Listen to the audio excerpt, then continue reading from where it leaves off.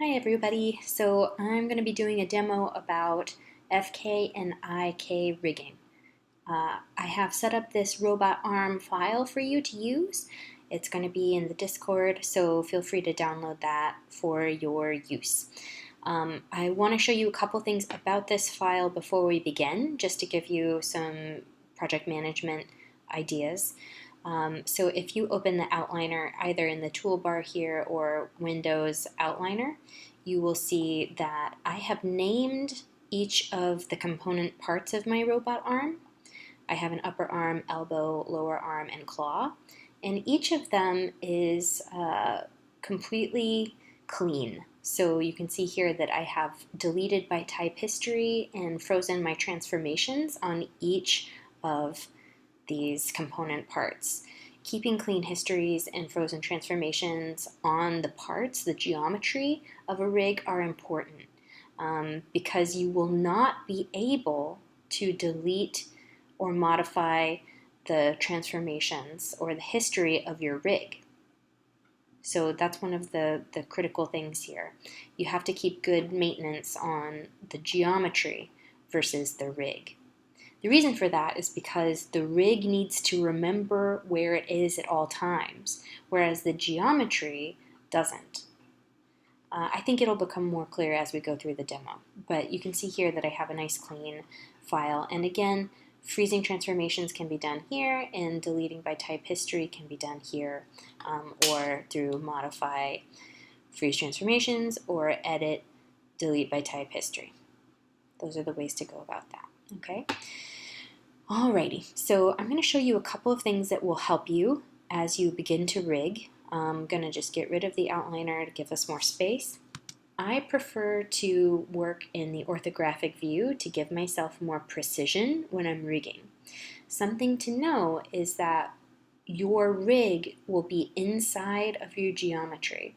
So when it comes to rigging, you will lose what it is that you're trying to do unless you change the view settings in your viewport. So in your viewport file menu, you can go to Shading, X-Ray, and this will allow you to see the joints inside of your geometry.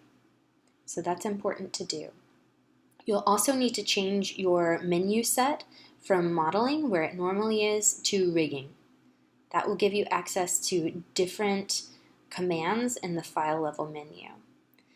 I think we're ready to begin adding the rig. So go into the rigging shelf and grab the bone tool, the joint tool. So what we're going to do is we're going to create 3 joints. We're going to create a shoulder joint, an elbow joint, and a wrist joint. So I want you to try to do this with as much precision as possible. I like to kind of click on the crux of a couple of grid lines. Drop one there, drop one there, and drop one there, wherever you think your wrist should be. And these are going to be the points of rotation. So I've done a pretty good job placing them. There are some things that I can do. Oh no! There are some things that I can do to modify that.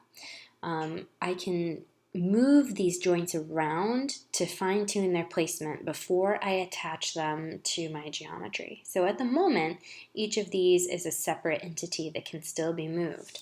So when I click on the largest joint here and try to move it, you will notice that it moves the entire joint structure.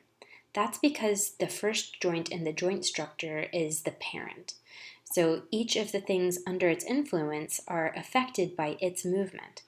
You can see the same thing goes with the elbow joint. So you will need to fine-tune them in order. If you start with the child and move up the line, you will have more fine-tuning that you have to do. To give you a better sense of how this is structured, you can now open your outliner and you'll notice that you have joints within it. And if you hit the plus signs next to it, you'll be able to open the joint hierarchy. You can see that each of them is nested inside the other, and that is meant to give us the indication of what joint is in charge of what in the joint hierarchy. At this time, I'm going to name the joints so that I know what they are at a glance. This is particularly important later on. When you're rigging a full body, which many of you may want to do for a creature, if it has bilateral symmetry, you'll need to have a left shoulder joint, a left elbow, and a left wrist. Does that make sense? And then you'll have to have a right shoulder joint, a right elbow, and a right wrist. It can get really confusing really fast unless you're labeling things correctly, okay? So just make sure that this doesn't get lost in the shuffle. To name something, you can double click on the name and then simply rename it. I'm going to rename it shoulder joint, elbow joint, and wrist joint. All right, so now I have my properly named structures. So the next step for us is that we want to attach these joints to the robot arm so that when we move these joints, the robot arm will also move. We're going to use a new tool for that.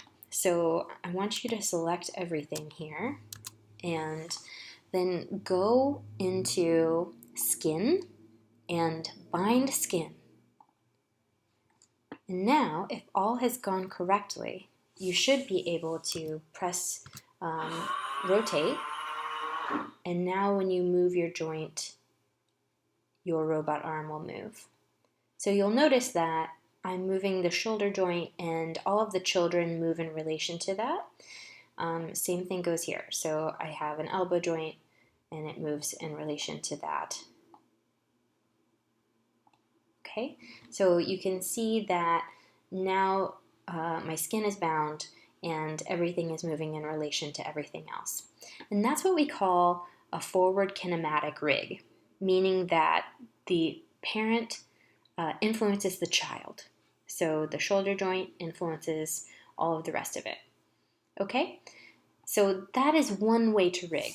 I'm going to back up to before I started moving things around. And now everything is returned to its normal place. The other type of rigging that I mentioned is called IK rigging, or inverse kinematic rigging. And what that means is that the child will affect the position of the parent. So I'm going to show you how to add an IK rig, and then I think you'll understand what the advantages of that particular type of rigging are when you see it done. So you want to go into the rigging shelf, and this tool right here that shows something stretching between joints, this is the IK handle tool. I want you to click on that, and what you need to do is you need to drop a point between the parent and the furthest child. So I want you to drop a point on the parent and then drop a point on the child. And now you'll see that there's a thin line stretching between the parent and the child. So now we can start to play around a little bit. I'm going to go back to perspective view so I can give you a better sense of exactly what's going to be happening here. I'm going to turn on my move tool and I'm going to use the universal move here. So now when I start to move this around, you'll see that the child is causing the rotation of the parent, and this allows us to have like a fairly naturalistic movement of an arm. So this works more like you would expect a human arm to work. Okay, so an inverse kinematic rig, it gives you a little bit more naturalistic movement. It just really honestly depends on the goal that you have for the rig. That's what I had to show you today. Please feel free to post any questions to the Discord and anything that you need help troubleshooting. Thanks so much.